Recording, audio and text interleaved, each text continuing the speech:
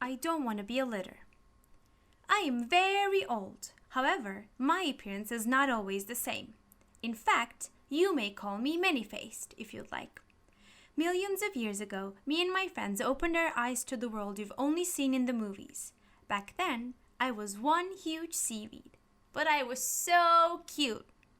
Back then, a lot of things were as big as me, like dinosaurs, giant lizards, trees, mosses, and such. We also had teeny tiny friends who lived with us. After a long and lonely wait, I woke up one day, but I was completely in a different shape. At first, it was hard to get used to because I was a dense, jelly-like, always flowing form.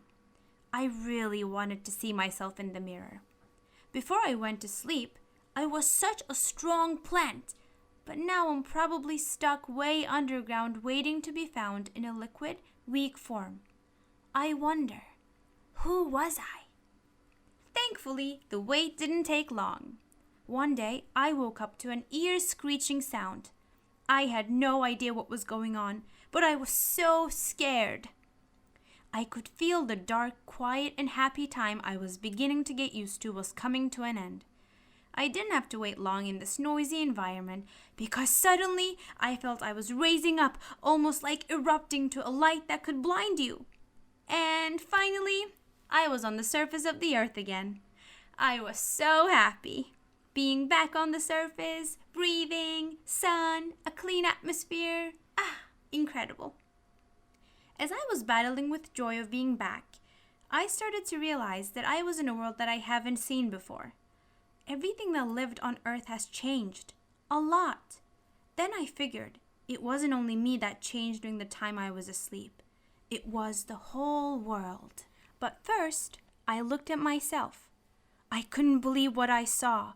I was pitch black colored, liquid, and sticky. I think I got uglier compared to my old self. I learned that the species that get so excited when they see me and make funny noises were called humans, and that my new name was petroleum. I was now in a time where my quiet life has ended and I was constantly being carried around, living in shaky containers for days. I started to wonder if I had an end and when will this constant traveling will end. But it was very soon that I was going to realize that those were the better days and the main adventure was going to start later. My long journey has ended in a refinery. A refinery is a magical place.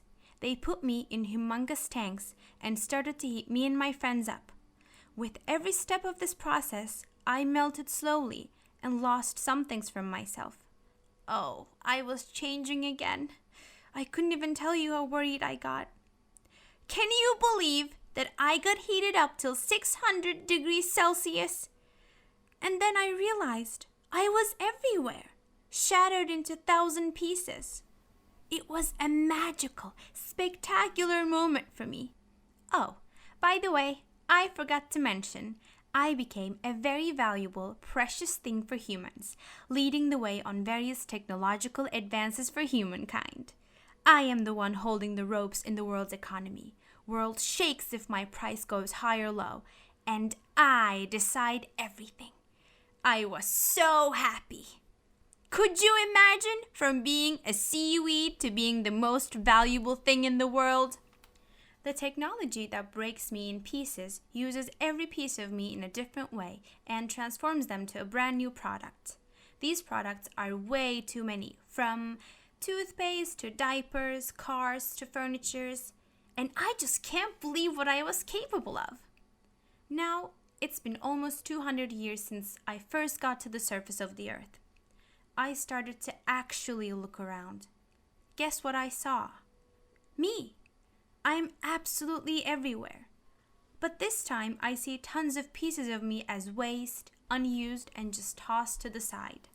When I lived underground, I didn't cause any harm to the world, but somehow, in less than 200 years, new me and products being made from me managed to turn the world into a garbage bin. This beautiful earth that I lived for millions of years was getting so dirty because of me. Both on the earth and in the bottoms of the oceans, millions of pieces of me was just laying around.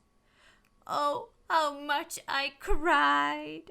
I wish I just laid where I was not harming anything. Unfortunately, I tend to hurt every living thing that comes near me. Humans were in a dilemma. They didn't know if they should love me or hate me. But my transition was still not over. Recently, I have a new name. I'm called a microplastic. This means I'm so small that you need a microscope to see me. But my effects are huge.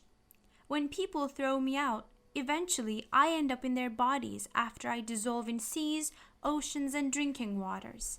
I think at this stage, I'm very harmful. I don't know if you know, but the reserves I created underground for millions of years ago are about to run out. I came into this world long before any of you, and it looks like I'll be here long after you're gone as well. But no one ever asked me what I wanted to be. I know I don't want to be a litter. I don't want to be remembered as litter. I don't want to harm the world I call home. And it's up to you to take maximum advantage of me and find technologies to reuse me again. Because many-faced me wants to live in a world where all living beings are happy and healthy.